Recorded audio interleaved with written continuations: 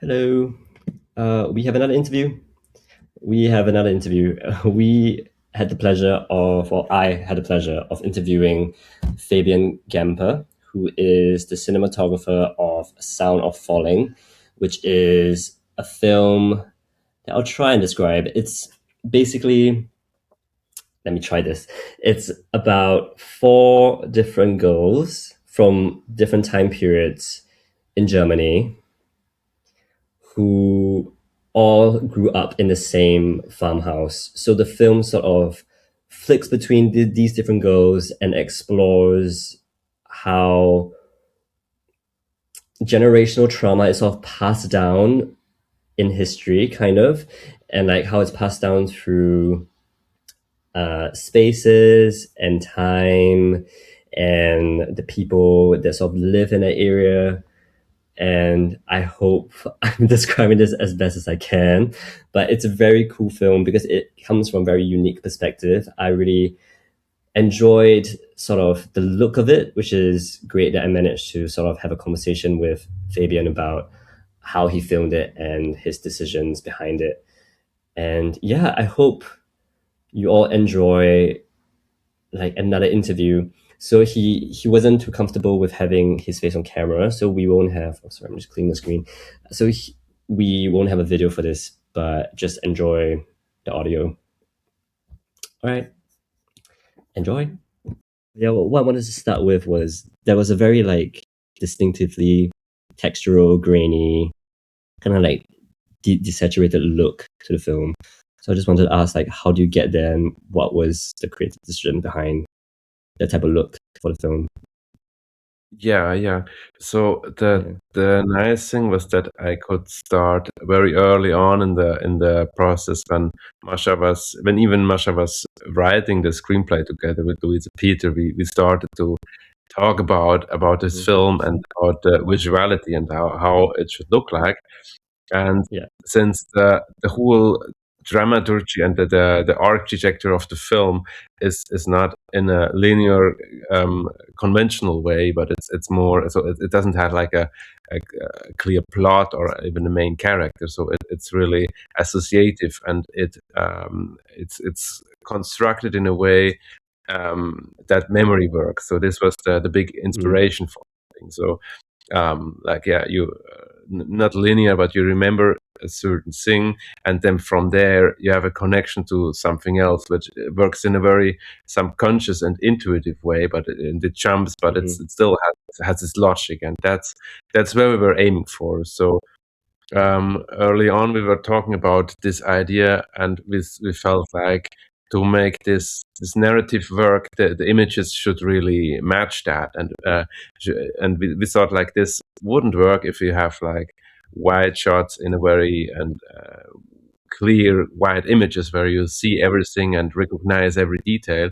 So the goal was really to find images that look more like our memories are, and like the images more like you have them in your head. So the process for me was then at sometimes really to close my eyes and look at how my memory of something that was like decades ago is looking like, and having this kind of abstraction, or this fact that you don't remember all the details, or some things are blurred and out of focus. So the first thing we thought we want, but we thought it makes sense to shoot it on 16 millimeters. So you have this images that are not that clear, not that sharp, and have this grainy structure of the film. But it was clear, because we shot on a really small budget, that we couldn't afford to shoot the thing on film. So we knew we had to shoot it digitally. And but nowadays, I mean, you can add the grain and the halation and all those effects. You can add them in post production, which we did, but it was not enough for us. So we thought it's more than that, and it's also like some specific things that are blurred in your memory, and some images that are really even more out of focus than that. So we really started a process of testing around and playing around with lenses and things on what we could do. So the first inspiration, we thought that really matches that was photographed by photographer Francesca Woodman, which have a very ghosty feel to them, and she works a lot Mm. with motion blur, so and abstractation, so they're like um, Mm. the things are out of focus. And but I did some tests with motion blur, but it didn't lead to that thing that we wanted. It didn't like work properly for our film. So I started exploring more other things, and I think like the first thing I tested, that we watched the tests, and Mascha said like, "Oh, that's actually somehow close to the memory as was the pinhole lens, which is not really a lens. It's Mm. just having a tiny hole which you put in front of the sensor, which is like the basic thing of first basic thing of photography, and it creates an image that is very soft, and it doesn't have a focus plane, because there is no lens. So it's like everything is in focus, but everything is very much also not in focus, and it reacts Mm. very specific to the light that comes in. So when you face the sunlight, and to us it felt really like an image that is mystical, and it comes from very far away.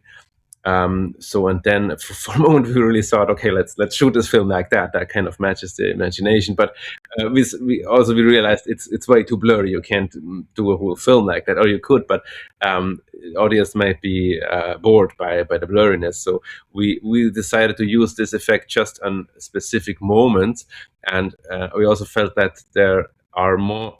It's more diverse, the way you remember images. So we were looking for other effects, and I created some more effects, like one of them being that I reversed the front element of a lens, which gave us also a very special way of blurring the edges of the frame. So we use that Mm. in other areas, and so like I created like a tool set of effects that felt matching. But obviously we also shot like with normal lenses, but vintage lenses as well, so they're kind of in the within this language, but still you can see a film and not only blurriness. And yeah, like this we created this whole visual palette of the these levels of abstractions on based on which we then shot the film. I wanted to ask about those shots as well, because I saw that there were some shots that were blurrier. They kind of looked like they were filmed on camcorder almost. So I'm guessing those were the ones that were on the pinhole camera. And then there was also one Yeah, where maybe it's the them. edges Yeah. were blurred. Yeah, and then the edges were like Yeah, really blurred. Like, the yeah. edges is more this reversed element thing. So we have when you have Uh huh. those images, when there's really somewhere there is a focus, but other things it's really blurred and in a very kind of swirly way. This is Mm. the other thing. This is when I reversed the front element, and the pinhole is there is this thing where it's really it looks a bit like Super 8 millimeter kind of. Yeah. Yeah, that was what I was thinking. Also, like, what? So, where did you guys decide to put these shots? Because I felt like those shots were. It felt like they were sort of shot handheld, kind of, and it felt like it was more from like a POV shot of like someone else is shooting them on an intimate setting. So is that the reason why those shots were chosen for those particular scenes? Yeah, I mean, we we thought a lot also about this perspective thing, and Yeah. uh, we felt that uh, we we felt it interesting to dive really into the perspective of those characters, and but Yeah. we felt that in the memory, I mean, when you're experiencing the world right now, you're obviously locked into your head and you see the world only through your eyes. But we felt Mm. that when you remember something, then imagination mixes with what you remember from reality. So you have other images that interfere with these memories of these images you really saw. So you in the memory you can Mm. also like Yeah. see yourself and being this outer perspective.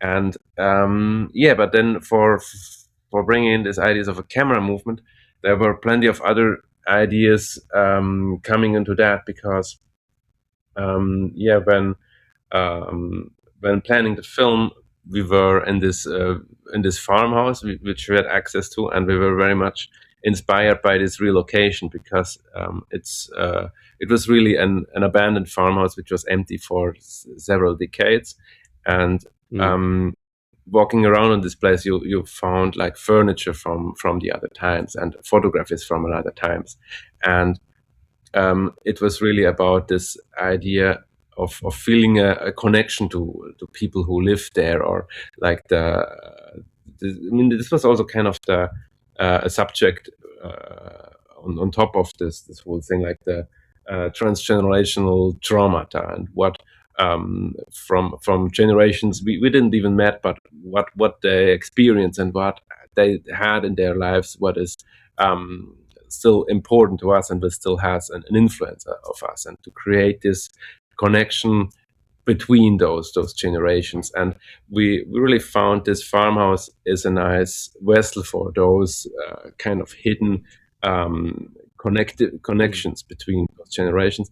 And we felt that it would be great if the camera is yeah, kind of like a ghost who is able to walk around Mm. in this farmhouse, and had it's kind of curious what happened there, but then Mm. not only it could not only move through the space, but it also has the ability to move through time. So it kind of Mm. feels that something interesting happened there, and as if time wouldn't exist anymore in the film. So the camera is able to look around the corner and then discover something that happened in another time period. So this idea of this ghostiness gave us the motivation to move the camera around, and to move it in a way that, because usually when you move the camera, you often try to hide your movement, so the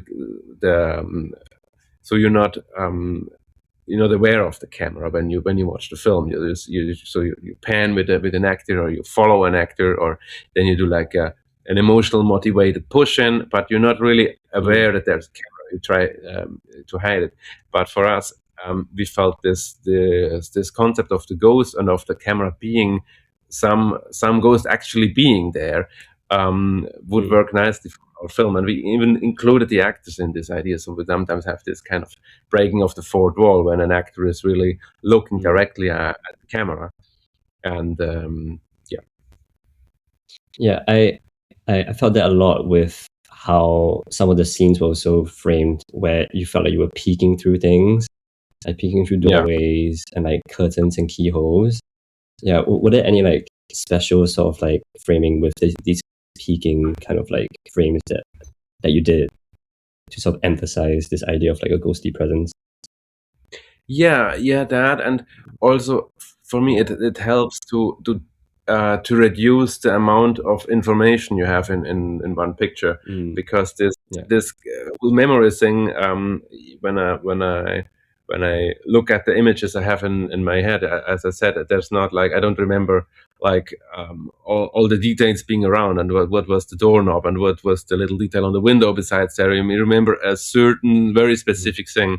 And yeah, to me it really added as a whole thing to perceive the film as this memory thing, and I have this mystery in it, where when I have these framings, when you look, have people watching through those door locks, Yeah. you really only get this really small thing that they actually look at, which is then maybe also the thing they would remember later on. So for me, it somewhere worked in this kind of way.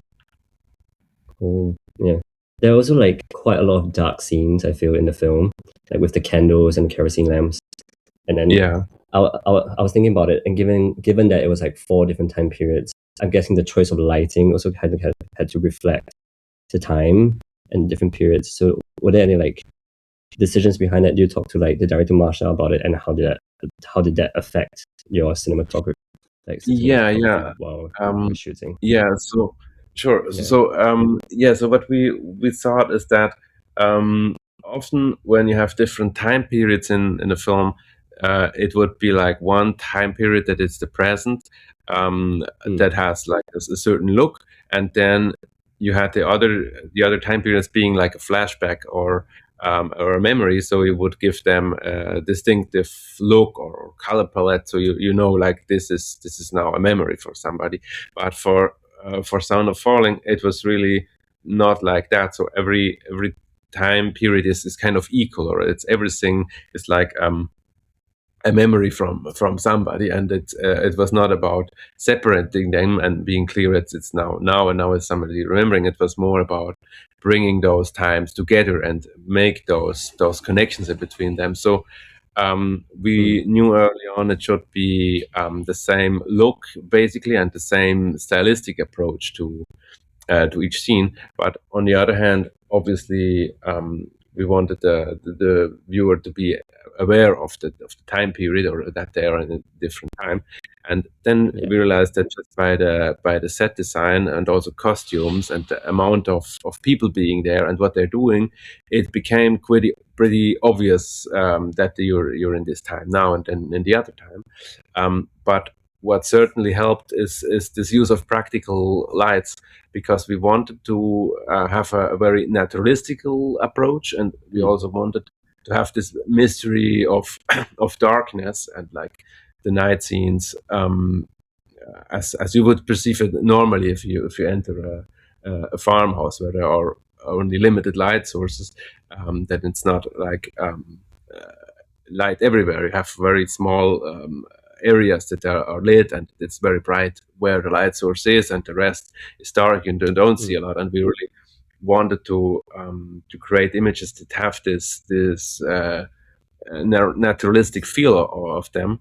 And yeah, then we also realized that just by using the practicals that are period correct, you get a very different feel to it, just because obviously they use Yeah. different light sources. So the candle lights and the oil lamps in the earliest time, and then like neon lights in the 80s, and also for the time nowadays, when we said that there is not a lot of lights installed, so they use their flashlights, but they have obviously those Mm. modern flashlights that have this very bluish feel to them, and they're very strong. So it's just a strong point of light where they shine it at, and the rest is pretty dark. Yeah, so this gave us a lot of inspiration and a lot of things to work with for the lighting approach. Yeah. There was also one scene that was kind of like shot with the candlelights. That was I'm thinking of sort of like a dinner or party that was a one shot. I don't know if you want that Yeah, one, if you know that one. It's like a long take. Yeah, how was it yeah, shooting yeah. that? Because I'm guessing you kind of had to orchestrate it in terms of the actors and everything. Yeah, yeah, absolutely. So it was a Yeah. challenging one, but also a very funny one, because we were since we were shooting on this original location, it was the space was quite tiny, and then Mm. having all those people in there. But yeah, the way Masha orchestrated the actors and having the scene orchestrated there, um, made it feel really dense, because there were those actors everywhere, and we had then this concept, as I said, of the camera being that ghost, being able to travel through it.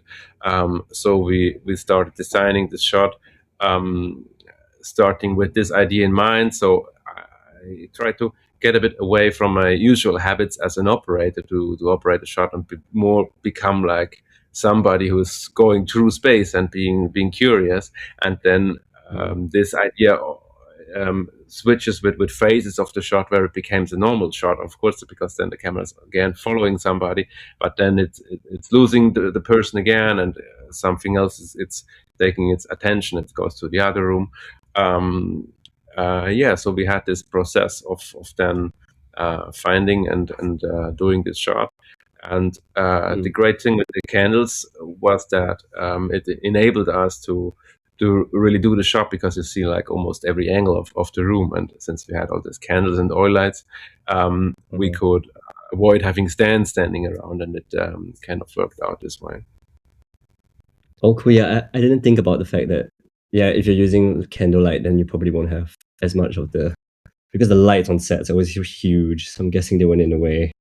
while you were shooting the scene? Yeah, so we really Mm. I mean the good thing that nowadays you have this camera that are so light sensitive, and Yeah. while testing we even decided to use a different camera for the most of the night scenes than we had on the day scenes, because Mm. you could then really work on light levels that you have just candle lights on, and it's really, and it's also for the scene it's great, because when you watch the scene by eye there, it's really dark and you really can't see a lot. It, I think, helps a lot for the atmosphere, and also the way the lighting reacts and works. It's just a little bit different than if you go to this higher light level than you would when you have like yeah, your film light fixtures anywhere, and you expose it dark to make it look dark, but you would light it a little bit brighter, as Mm. you traditionally would approach such a scene. So for me, it's very interesting to dive into those low light level, practical driven scenes. Cool. Yeah, because I was always curious because sometimes I work on sets as well, and then people always take very long to set up lights, and I'm always thinking like, what if we just had candles? This is Yeah, pretty like yeah, yeah. yeah. And it's I mean it's a challenging approach, and it doesn't work always. And because Mm. obviously you still to create the image you still want to make sure you have the brightness where you want it, and the darkness where you want it. And um, so it really became a collaboration between the set designer and the light Mm. department, and me, and also Mascha and the actors, because um, of course the lights needed to be in a very specific spot to make it Mm. work. And also, of course, it's not just about getting an exposure. You also want to have the tonality and like the look you're going for. And yeah, we felt that this combination of having these oil lamps hanging above the tables, which Yeah. gives you a light direction that works kind of a key light, or is in a good position to light them from slightly above. And then you have the combination with those candle lights on the table, so you also get a little bit of an eye light. So you get you're getting there where you maybe would install light fixtures as well, but it's just practical. And of course, we extended it a little bit, so you can always like hide in the ceiling. You can rig something. So Yeah. there's still a little something you can do. But with, Yeah. yeah, with the sensitivity, you can really rely on it as as an exposure tool. Oh, yeah. There was also some scenes underwater that I found very beautiful with the sunlight and like the murkiness of Thank the you. water and like the people swimming. Yeah. So how was it shooting those, and how do you actually get it to look like that? Yeah, that was also a process Mm. that started by actually by being limited with the budget, and in the Uh-huh. end, but in the end, we felt it was really matching with what we did for the whole film, because when scouting the location, we were at this river, and the river is really greenish. So the Mm. first thing when you look at it, it's like, okay, we shoot underwater, like. What do we do? Do we go to a pool or like a studio, because you don't see anything in this water? And then it was okay, where does it fit the schedule, and where do you have the money for that? It's going to be difficult. And then I decided to just test it. What would we see if we shoot there? So I put a small DSLR camera, put it in a very simple plastic bag, and did some tests right in this place. And first of all, you see nothing but green. But then I put the camera there and hold my hand in front of it, and just to see technically like at which position will I see my hand. And then I saw like you still don't see anything, and the closer I come, now I see my hand. And then we rewatched these tests and felt that this particular effect that they created with my hand was very interesting, and it was very much in sync with those the atmosphere we were going from, because it's high, it's hidden, and it's again this memory things, and this it goes hand in hand with this blurriness. And so what we ended up doing was just to get a water housing, obviously our main camera then, but and getting a wider angle lens, so we could have the actors quite close in front of the lens, so that you still see them. And then we were lucky enough to get some sunlight, which uh, it would have worked without, but it was of course very nice with the sunlight. And then we really Mm. worked with it to have them hidden and obscured by this by the water, and then coming closer to the camera, you see them better. Yeah. Oh, cool. Yeah, I think that was some of my favorite scenes. I think underwater and having them like you slowly see the hand come in. Yeah, I love that one. Also, the flies. I want to ask, were they real flies, or they all like special effects? Some of them. The one in the beginning when that crawls into the mouth of the Yeah. dead child, it was CGI. It would not have Okay. been possible to shoot that. Yeah. And yeah, but some of them were real. Some of them were actually there was sometimes just a fly. There was just a fly there, but some of Okay. us were complicated. I mean, it's not that complicated to do them CGI, so it kind of worked. Oh, cool. Yeah, because I was wondering how would you shoot that if it was a real fly. Yeah. Also, I want to ask about, so how is it working with the sound designer as well? Because I feel like the sound in the film were all very intimate sounds like breathing, creaks in the floor. So it had to be, I guess, like planned beforehand. So you probably also had to think of the visuals and how they will fit with the sound. So how was it to actually Yeah, work yeah, with like totally. sound in mind? Yeah, Yeah. yeah, yeah. I think the sound was really went hand in hand with the visuals and the planning of it, and the whole. I mean, the Mm. whole screenplay was very much not like usually you when you read a screenplay, you have just like the description on when it takes place, and then comes the dialogue, and maybe some advice, director's advices, but.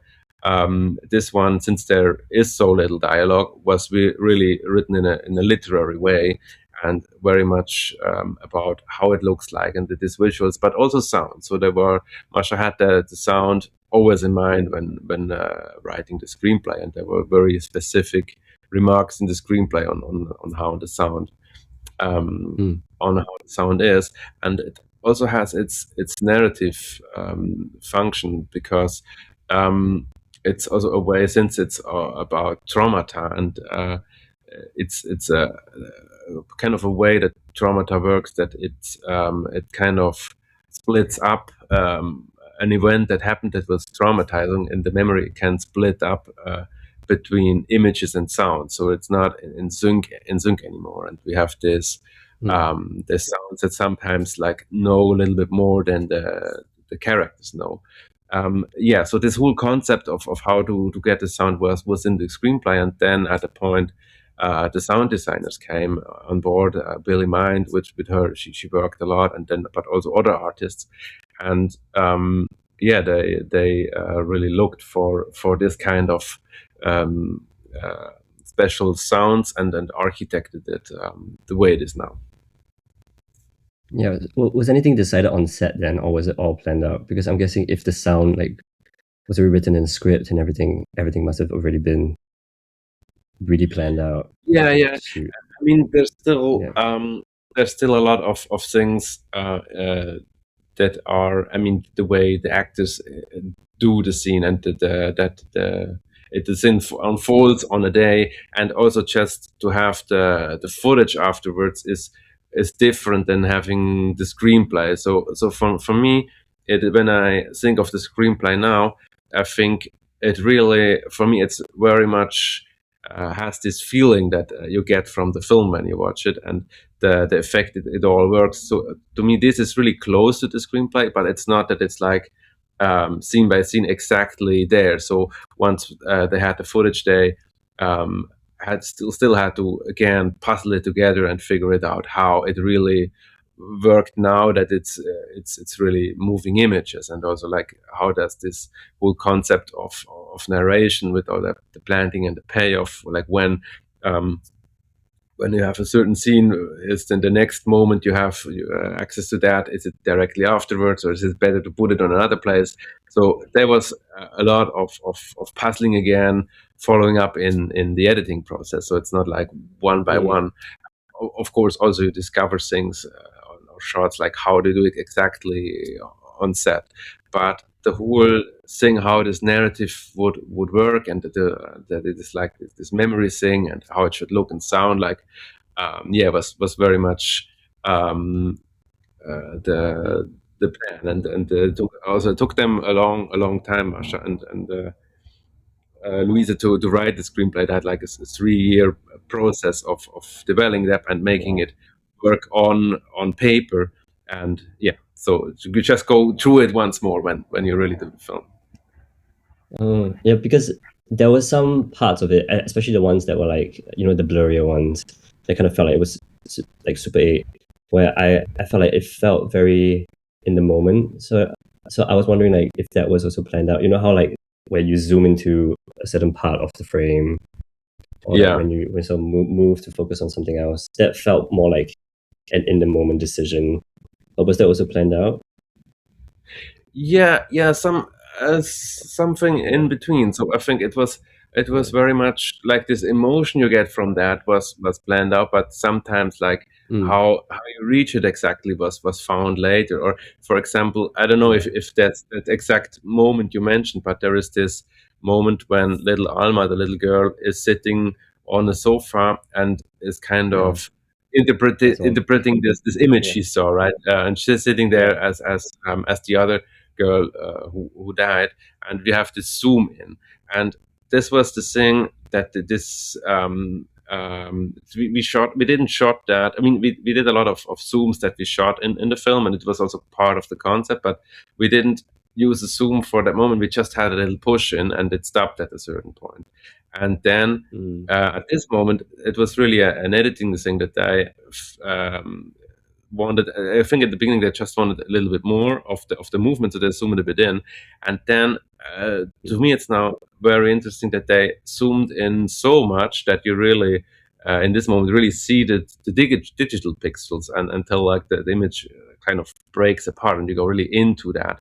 Um, and I feel that this works in a way again as memory, as you know that you try to remember it strong and go into that, but there is no more resolution. So you see you see the texture of it, but you can't go any closer.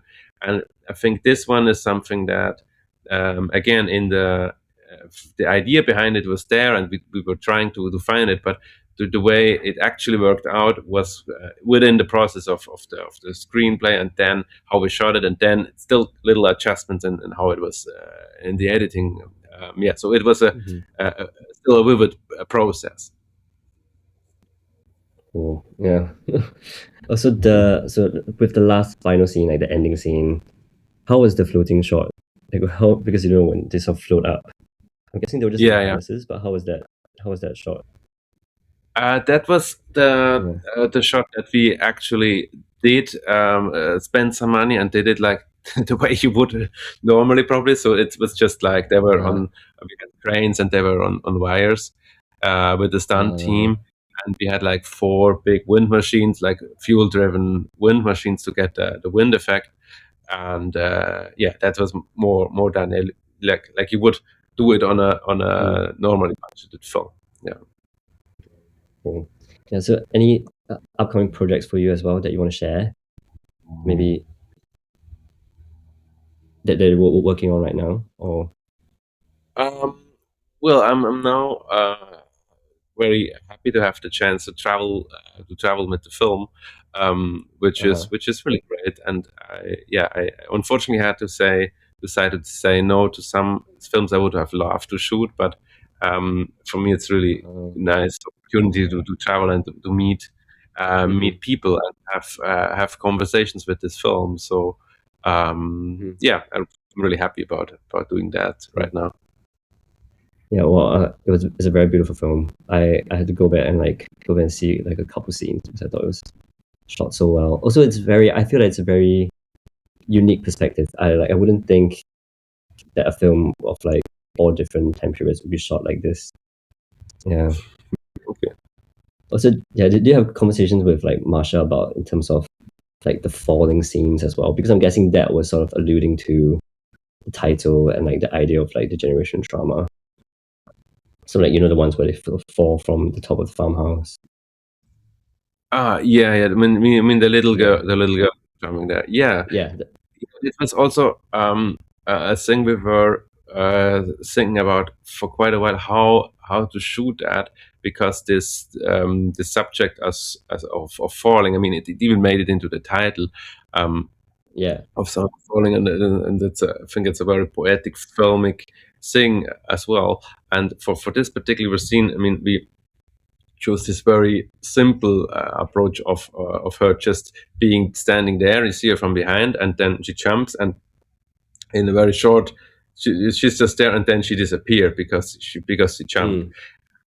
What are other ways of shooting that? We thought it's really the strongest thing, because I think you have this image of her existing and then disappearing, and not being there by this jump. And you also, I think for this film it was interesting for us to also leave room for the images you imagine, and for the images that you see, but also a lot of stuff is not seen, and so you can imagine the thing. So it is really about the secrets and about the things you can't name. So yeah, it was often interesting for us to find a simple way, or yeah, as I said, an image that doesn't show like the whole thing, but you just get Yeah. an idea of it. Yeah. Mm. Well, those are all I wanted to ask, really. And it was so nice to hear your process. I was so curious about like the lighting and like the underwater shots and everything. So it's so nice to hear from you. Great. Yeah, Thanks a lot for the conversation. Enjoyed it. yeah, it was so nice to talk to you. Thank you. Cool. Thank you.